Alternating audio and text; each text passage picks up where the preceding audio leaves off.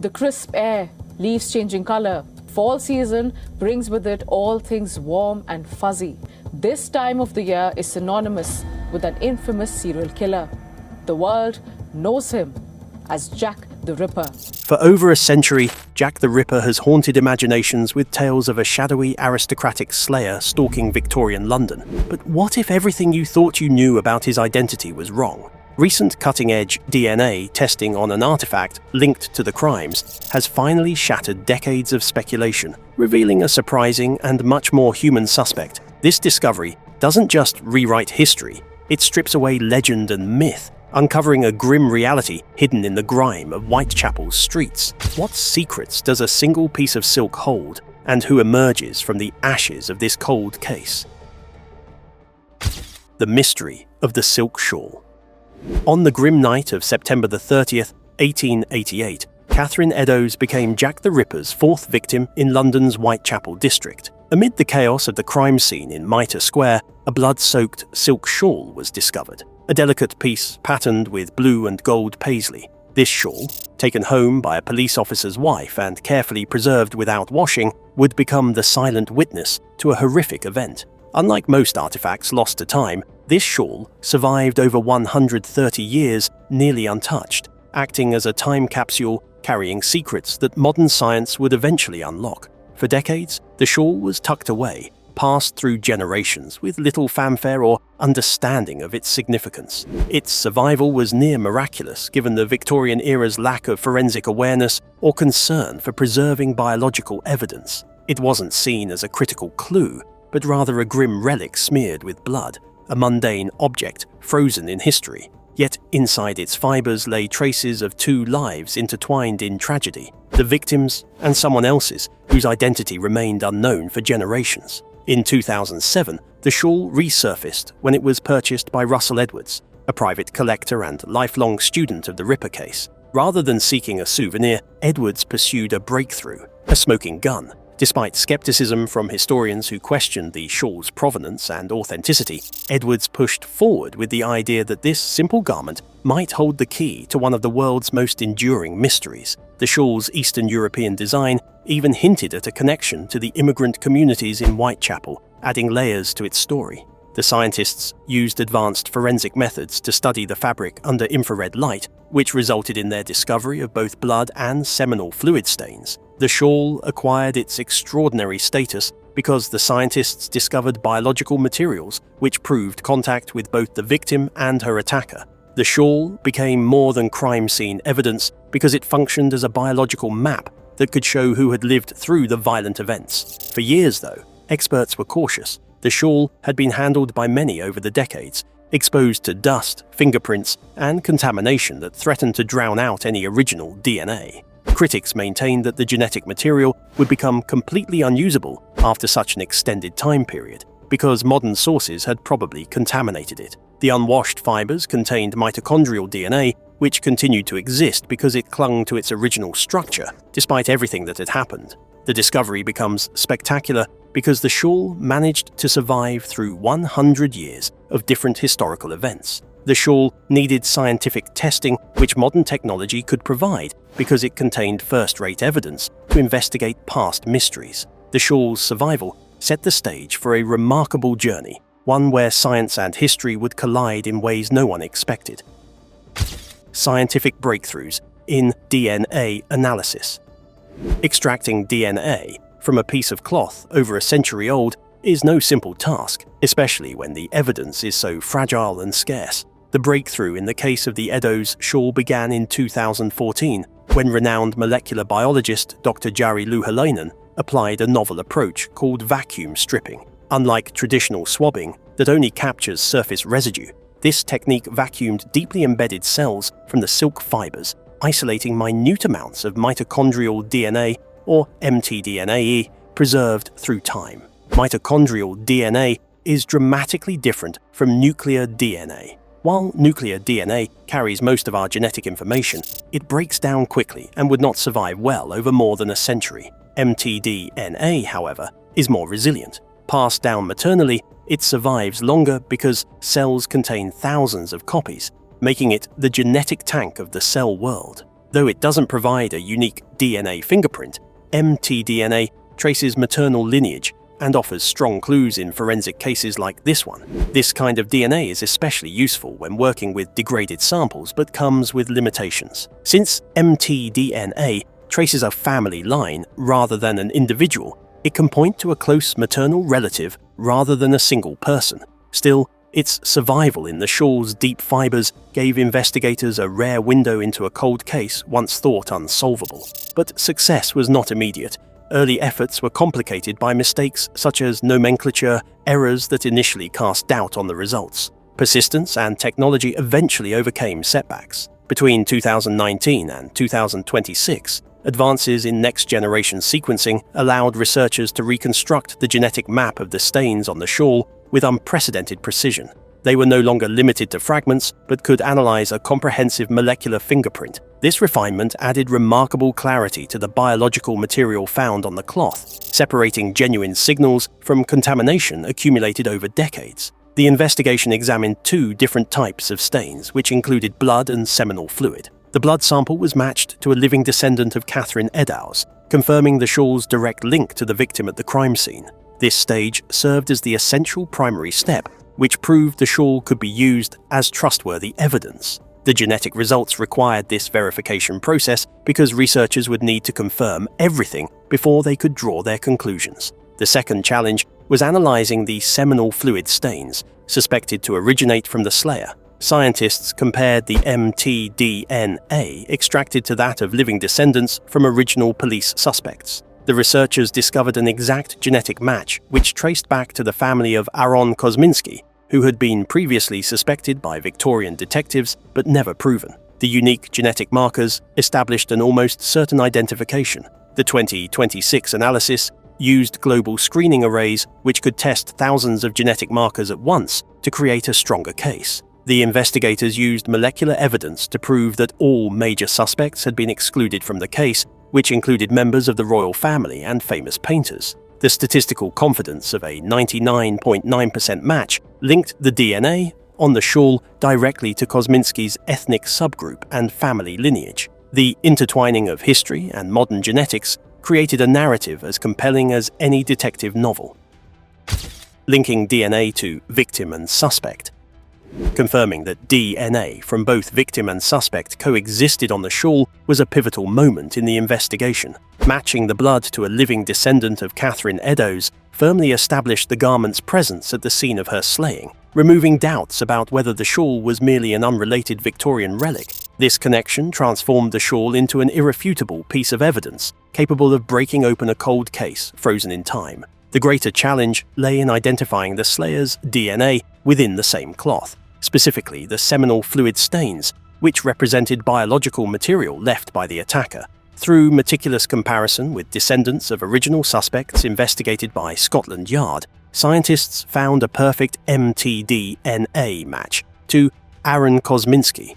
This convergence of modern genetics with historical investigation provided a breakthrough that had eluded detectives for over 130 years. What made this identification particularly persuasive was not just the DNA match itself, but how it aligned with contemporaneous police suspicion.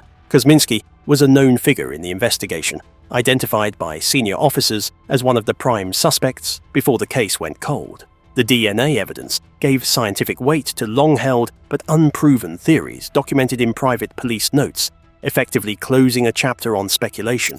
The critics argue that mitochondrial DNA does not identify a single individual because it can show that someone shares a maternal line relationship with another person who possesses the same genetic material. The historical record and rare evidence both created strong evidence that proved all other explanations to be untrue. The data showed that an accidental match or a coincidence match between two things could not happen.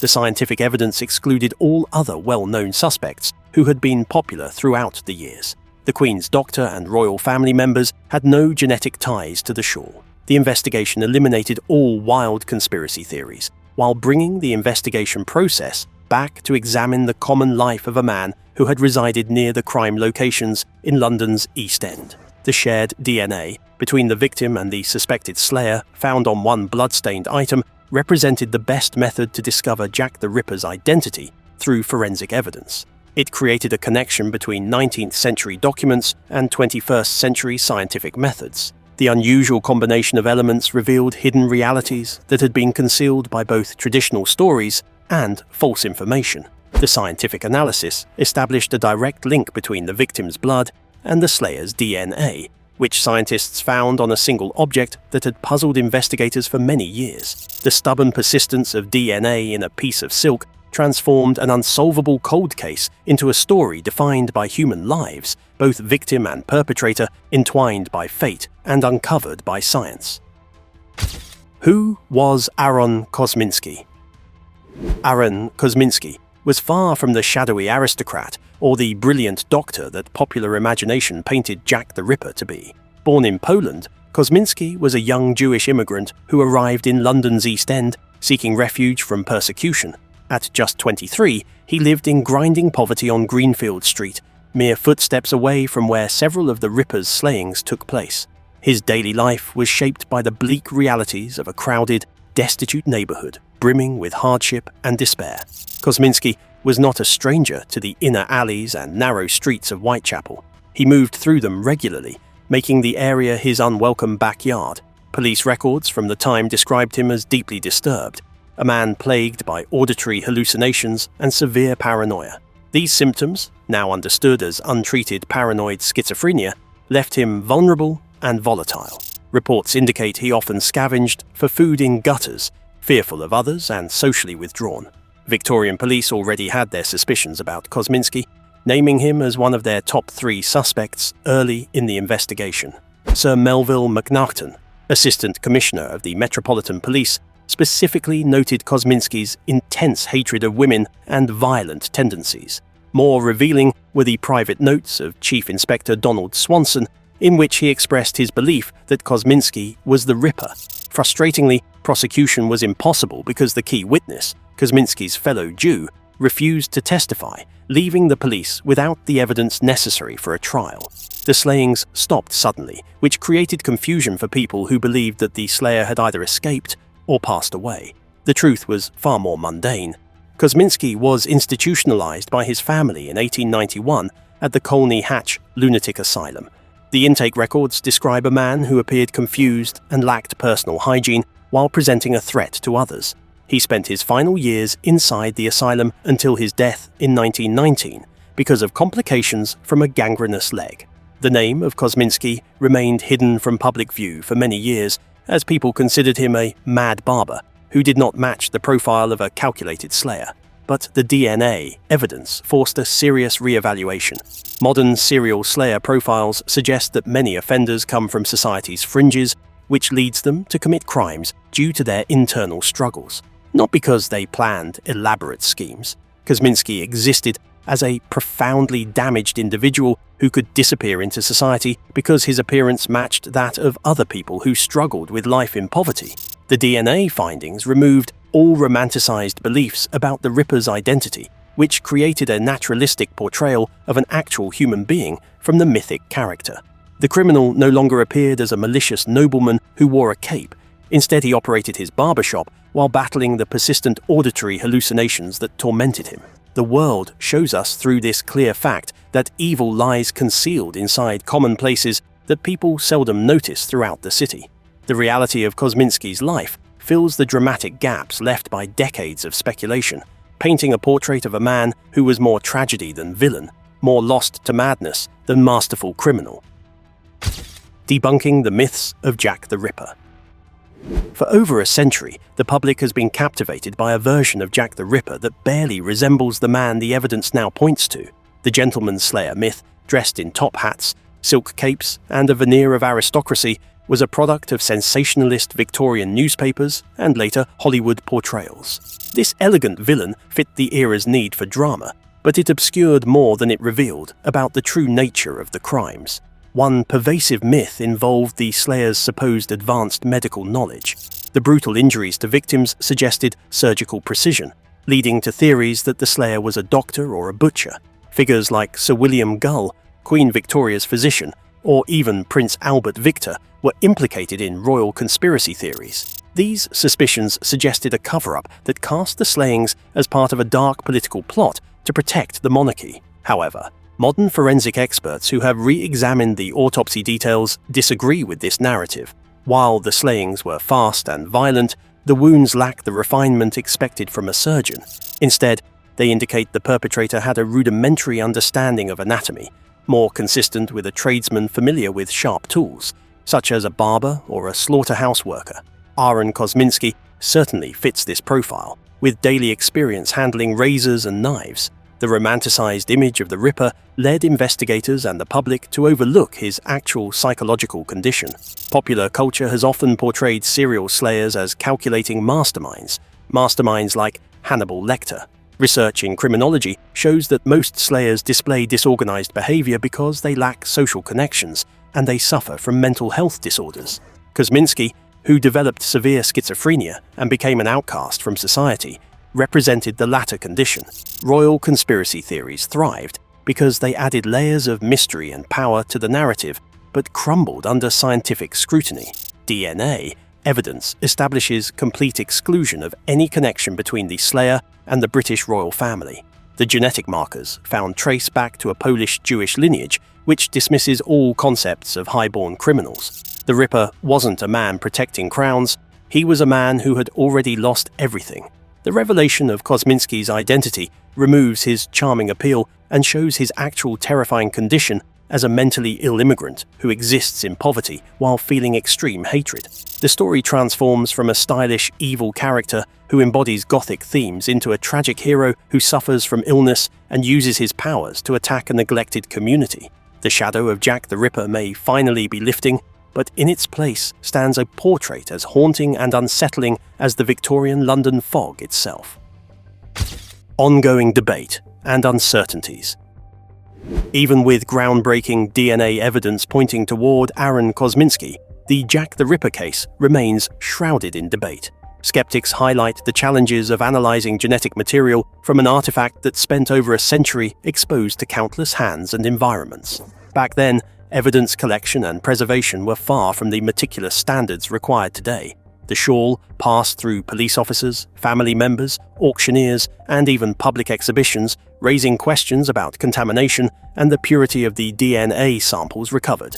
Modern forensic science demands a strict chain of custody and sterile handling to validate DNA in court. In contrast, the Edo's shawl's journey lacked this rigor, opening the door to alternative explanations. Critics suggest the possibility that Kosminsky's DNA could have been transferred unintentionally at any point in the shawl's complicated history, whether by descendants who handled it or through secondary transfer between objects. Such contamination could undermine the certainty of the genetic link, reminding us how delicate cold case evidence can be. There are also questions about the shawl's provenience.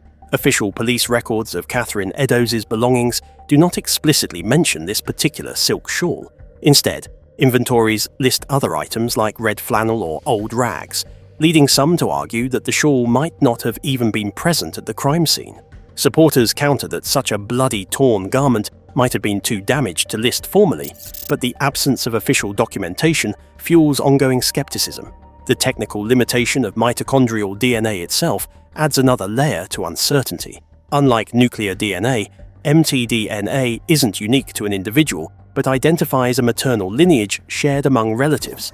While the specific genetic markers found are rare, this does not exclude the possibility that the DNA came from another male relative who lived in London at the time.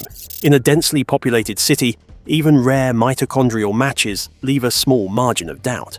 The Kosminsky theory supporters maintain their belief in the principle of concordance, despite facing various obstacles. The police had already identified Kosminsky as a main suspect, and his mitochondrial DNA showed matching results to the case. The detective work from the 19th century shows its limitations when compared to 21st century scientific methods, which specialists find hard to reject completely. The combination of historical records and DNA material creates a unique story that only a few random events could reproduce. Scientists understand their work as a permanent process of development because they treat scientific inquiry as an ongoing dialogue that leads to fresh discoveries. The Ripper case demonstrates how technological advancements and historical events interact with the ways people perceive things. D.N. progress has improved understanding, but persistent doubts remain because the investigation continues to search for new solutions. After 137 years, DNA analysis has brought us closer than ever to unmasking one of history's most elusive slayers. The man behind the myth was far from the legend, revealing a tragic figure shaped by hardship and mental illness. This story reminds us that science can illuminate even the darkest mysteries, but it also demands patient scrutiny and humility. If you found this journey into history and forensics fascinating, don't forget to like and subscribe for more stories that challenge what we think we know. Your support keeps uncovering the secrets of the past.